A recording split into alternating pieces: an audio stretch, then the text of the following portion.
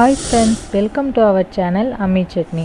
இன்னைக்கு நம்ம சண்டே ஸ்பெஷல்ல புல்கா எப்படி செய்யறதுன்னு பார்க்க போறோம். கூடவே இந்த புல்கா நல்லா சாஃப்ட்டாவும் அதே டைம்ல நல்லா உப்பி வர்ற மாதிரியும் எப்படி செய்யலாம்னு பார்க்கலாம்.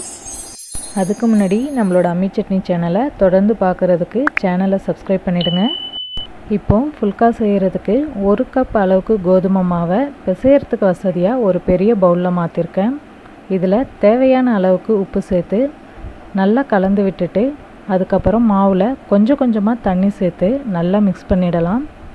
புல்கா நல்லா சாஃப்டாக இருக்கிறதுக்காக 1 ஸ்பூன் அளவுக்கு நெய் சேர்த்துக்கலாம்.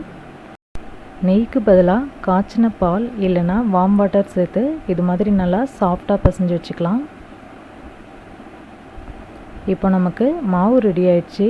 இதை நம்ம ஒரு ஈர துணி போட்டு 3 மணி நேரம் அளவுக்கு ஊற வச்சிடலாம். கோதுமை மாவை பிசைஞ்சதுக்கப்புறம் இது மாதிரி 3 மணி நேரம் அளவுக்கு ஊற வச்சு அதுக்கப்புறம் புல்கா செஞ்சோம் அப்படின்னா புல்கா நல்லா சாஃப்டாகவும் அதே டைமில் மேலே நல்லா உப்பி வரும். மாவை கையால் ரோல் பண்ணிவிட்டு சின்ன சின்ன உருண்டைகளாக உருண்டி வச்சுக்கலாம்.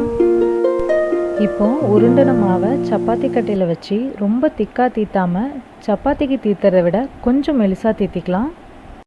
சப்பாத்தி கட்டையில் நெய்யோ இல்லை ஆயிலோ அப்ளை பண்ணிவிட்டு அதுக்கப்புறம் தீத்தணும் அப்படின்னா மாவு ஒட்டாமல் வரும். புல்கா போட்டுடலாம். அதுக்கு ஸ்டவ்வில் ஒரு சைடில் புல்கா கிரில்லை லோ ஃப்ளேமில் வச்சுக்கலாம். இன்னொரு சைடில் தோசைக்கல்லையும் லோ ஃப்ளேமில் வச்சுட்டு நம்ம தீத்தி வச்சுருக்கிற சப்பாத்தியை போட்டுடலாம். கல்லில் எண்ணெய் எதுவும் போட தேவையில்ல. சப்பாத்தி இது மாதிரி லைட்டாக சூடானதும் திருப்பி போட்டுடலாம். 2 சைடும் இது மாதிரி லைட்டாக சூடு பண்ணிவிட்டு அதுக்கப்புறம் இந்த சைடு நம்ம சூடு பண்ணி வச்சுருக்கிற புல்கா கிரில்லில் போட்டுடலாம். இப்போது ஃப்ளேமை கொஞ்சம் அதிகப்படுத்தணுன்னா புல்கா இது மாதிரி அழகாக ஒப்பி வரும்.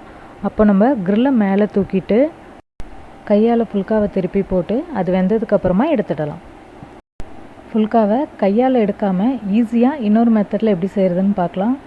இதுக்கு தோசைக்கல்லேருந்து புல்காவை எடுத்து கிரில்லில் போட்டுட்டு ஃப்ளேமை லைட்டாக இன்க்ரீஸ் பண்ணணும் அப்படின்னா இது மாதிரி கொஞ்சம் கொஞ்சமாக உப்பி வரும். அப்போ லைட்டாக நம்ம இது மாதிரி தூக்கி போட்டுக்கலாம். அப்போ அந்த கம்பியோட அச்சு புல்காவில் படாமல் இருக்கும். இப்போ புல்கா நல்லா உப்பிடுச்சு. இது மாதிரி 2 தடவை தூக்கி போட்டுட்டு அதுக்கப்புறமா திருப்பி போட்டுக்கலாம்.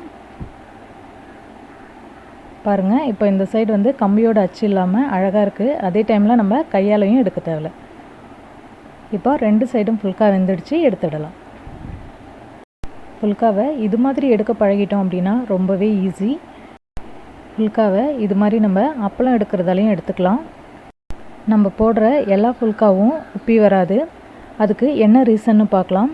இது மாதிரி புல்கா கிரில்லில் புல்காவை போட்டுட்டு ஃப்ளேமை இன்க்ரீஸ் பண்ணாமல் விட்டுட்டோம் அப்படின்னா அது சரியாக உப்பாது.